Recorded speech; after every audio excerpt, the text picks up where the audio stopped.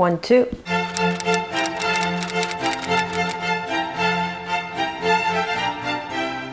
All right, guess who's back in the house or the chateau? Wallis Simpson. You thought we were done with her when we concluded my Windsor-Sussex Files series, didn't you? And we were, until I found her memoir.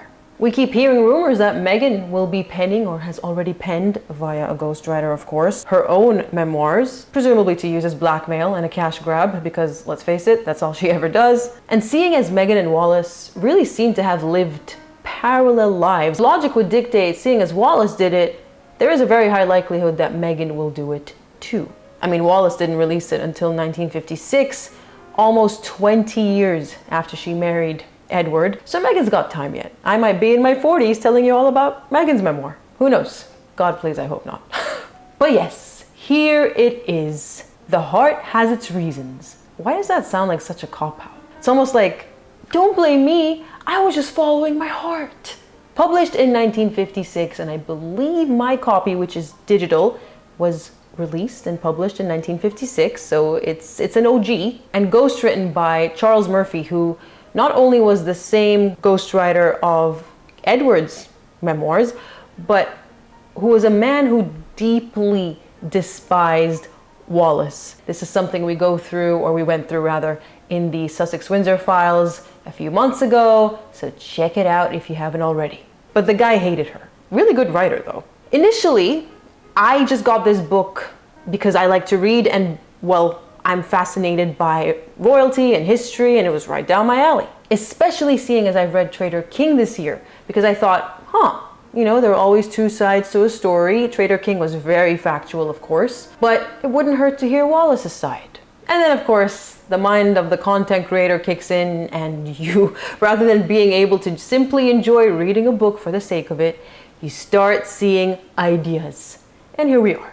Wouldn't it be interesting, given that they turned out to be so similar, to delve deep into Wallis's story and, having read Tom Bower's Revenge, make a comparison of the two from their childhoods to figure out how they both managed, despite living practically almost a century apart, to become two of the most reviled duchesses in history.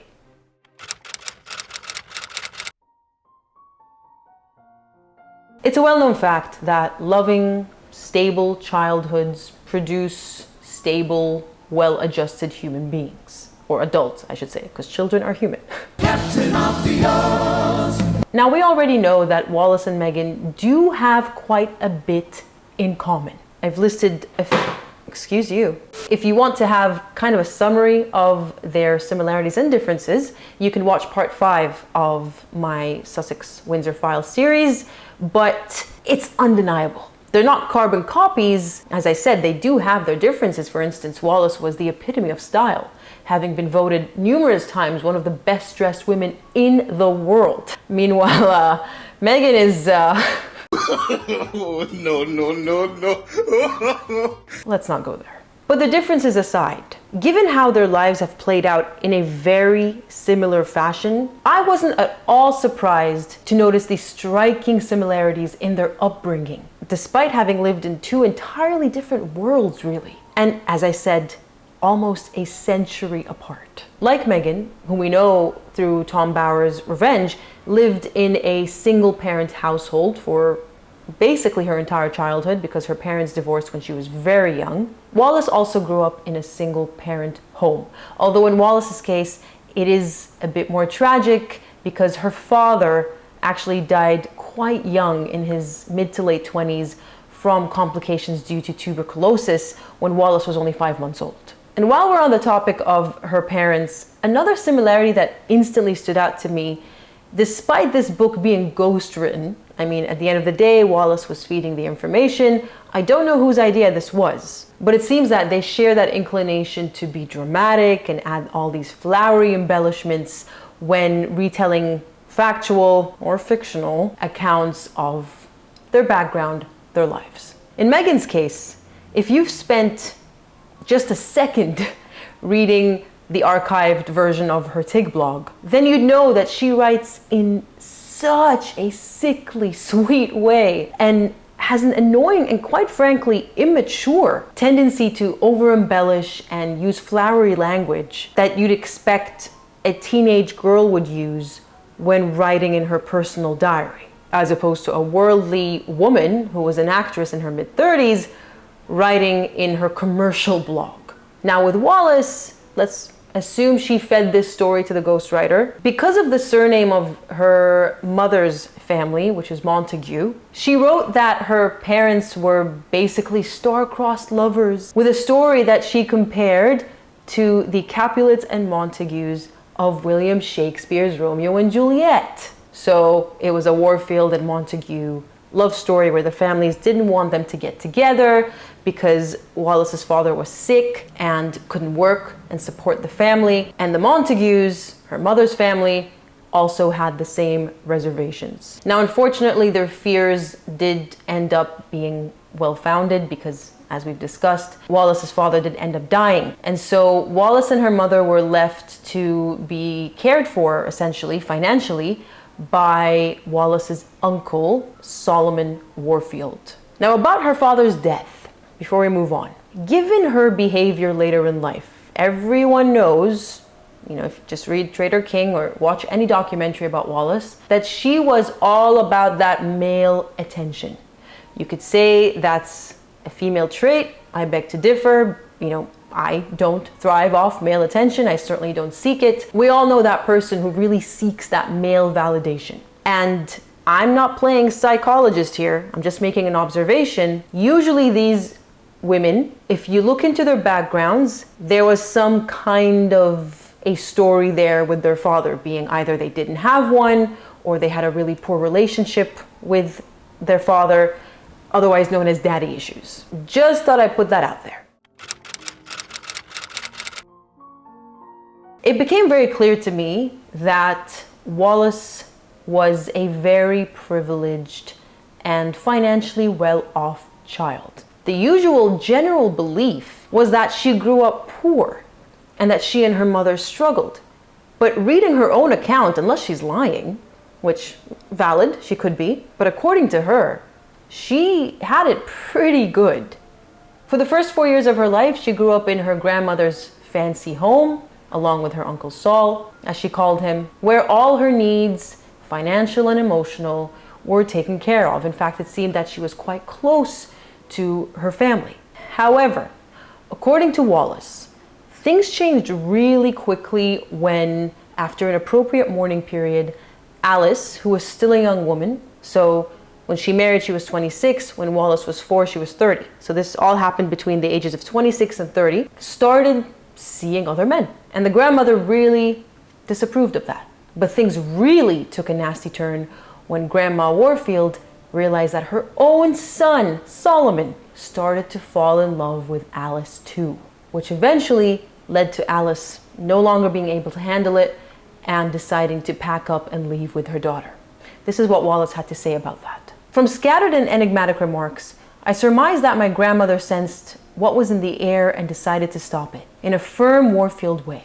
It was not that she disapproved of my mother. On the contrary, she gave her affection according to her fashion. But by her stern standards, for her bachelor son to marry his brother's widow would have been the height of bad taste. Above all, I suspect that because of my grandmother's strongly possessive nature, she could not bear to have her last son leave her alone in the house. Whatever the reason, her attitude towards my mother turned hostile. My mother found her most minor faults and shortcomings tartly criticized, and this she could not bear. Whether she was ever drawn to Uncle Saul, I never knew. It would have been a union of the sun and the moon, of fire and ice. And so Wallis and her mother packed up and led a fairly nomadic existence for a while, living in a hotel for months on end, which again robbed Wallis of that sense of stability that children really need, especially in those early formative years. And here's what stood out to me. Wallis wrote that by the time she was 7, quote, "It seemed to me that we were always on the move. I desperately wanted to stay put, and the place I loved most, perhaps because it was the setting of my first conscious impressions, was the house on Preston Street where I had lived with my grandmother." Now, the reason I point this out is because having read Tom Bower's book, which is so far, I think, one of the most reliable, if not the most reliable book about Meghan's background. Meghan, too, had an unstable childhood where she was moved around.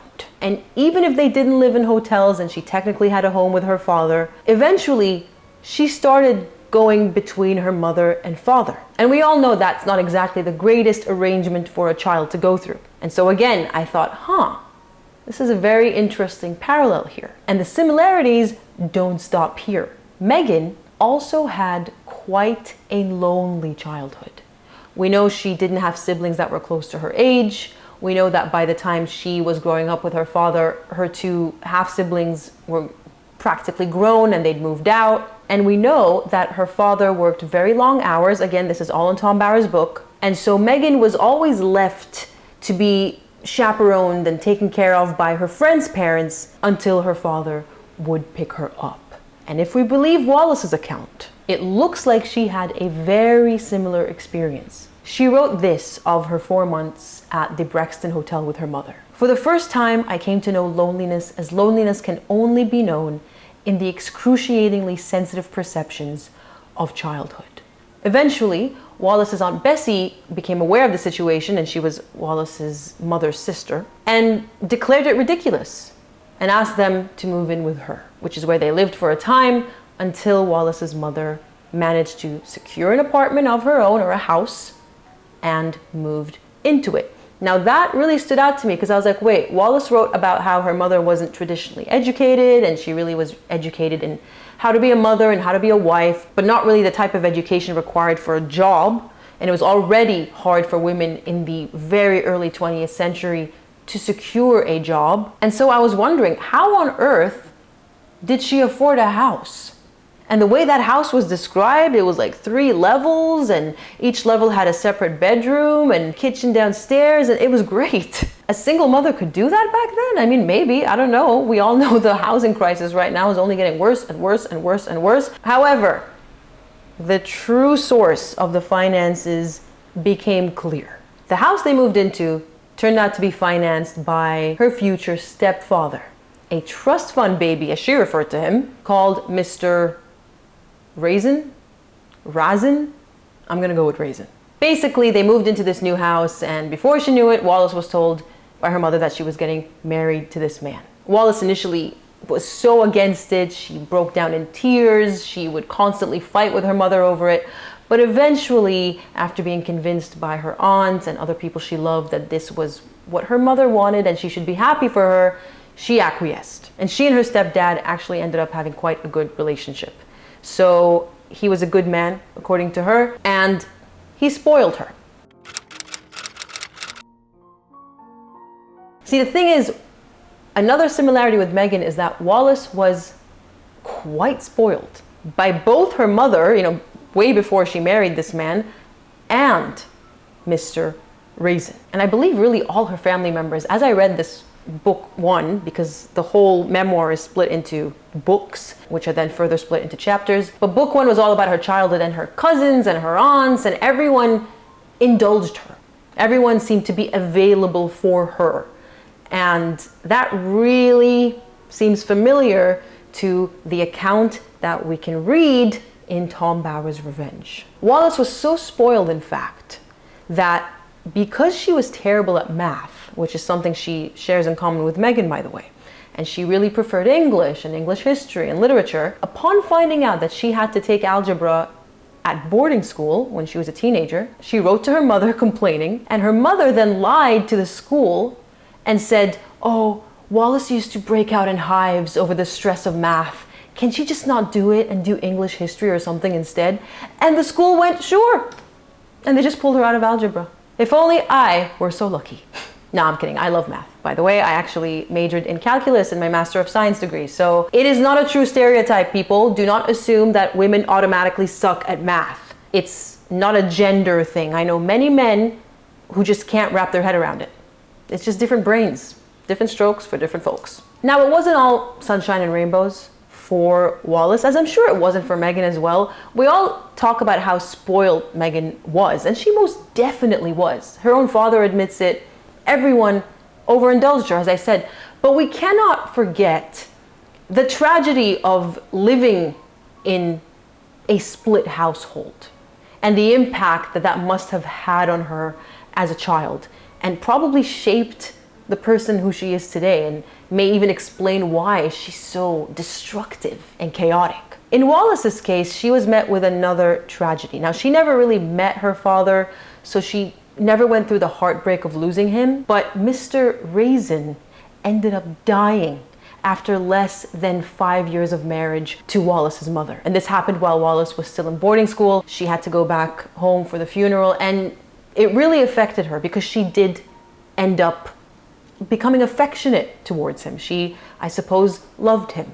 And along with the death of her stepfather came the financial issues once again, because when he died, the trust fund money just stopped going to them, which I found pretty strange. Did they not have life insurance back in the day? I don't know. I didn't look into this. Or some kind of common law rule where the wife and the kid get money from the estate. That didn't kick in for whatever reason. But her trusty Uncle Sol stepped in yet again and covered for them, made sure that they were both financially taken care of. So really, I don't know if Wallis ever truly experienced financial hardship, much like Meghan clearly never did, despite her multiple stories, especially back in 2021, about growing up poor and having to work illegally at a yogurt store because kids at 13 couldn't work legally in California, or how she could only,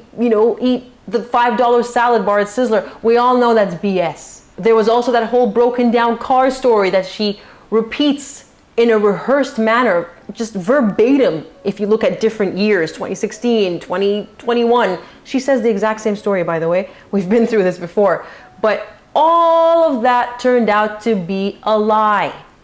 She never struggled, she never suffered, and you could really see it in how she spends money willy-nilly on ridiculous, expensive designer clothing that doesn't even look good on her. That's not really the behavior of someone who knows the value of money, at least in my opinion.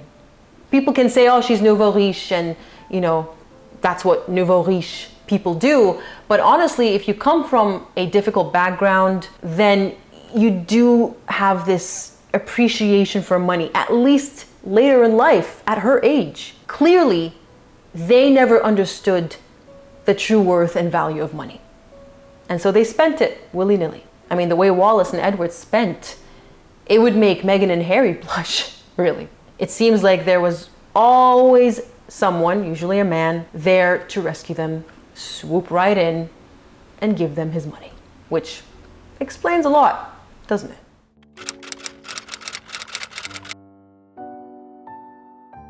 Once we enter into Wallis's debutante year, which is when girls come of age and are introduced into the world formally, that's when her and Meghan's paths start to diverge. And this is because they grew up in a different time, as I said, almost a century apart. Wallis was a teenager in the early 20th century, and the customs and societal norms that surrounded young women at the time, young unmarried women, were vastly different to the world that Meghan Markle grew up in when she graduated from high school. We know that Meghan loved to party and had many boyfriends and was a very experienced young woman by the time she met her first husband, Trevor. In fact, she married him when she was 30. So, not that 30 is old, but it's certainly not 19, which was the age that Wallis was when she met her first husband, 27-year-old Lieutenant Earl Winfield Spencer Jr., who was an officer of the United States Navy, particularly a naval pilot. Wallis met him by chance in Florida when she was visiting a cousin, I believe, a relative. He was invited over for dinner. Her cousin's husband was in the military as well. Wallis writes about how she was completely taken by him, and it's understandable. Again, she was a 19-year-old girl who was always chaperoned, even when she went out with, as she called him, Win. They were always chaperoned. And that came with its problems, because when you're always being watched, and when you're chaperoned, and when you're sheltered, and when you're super young, you don't see the red flags. And this is where I'm going to end today's video, because this is where book 1 ends. Next up is book 2, which deals with her first marriage, which by all accounts was quite turbulent and abusive. And I believe also her year in China. There are even rumors of a China dossier on Wallis, which I mentioned in one of the episodes of the Windsor-Sussex Files. Don't know which one, you're just gonna have to watch all of them. But apparently she was up to some juicy stuff there that was highly embarrassing, and something that the royal family, if this China dossier is true, tried very hard to suppress. Thanks for joining me. Thanks for listening. I hope you found this interesting. I never thought I'd come across her memoir. The hard copies are being sold for ridiculous prices, by the way. Like, I'm sure it's for collectors. I mean, one of them was signed by her and it was $1,500 US. So it's even more than that in Australian dollars.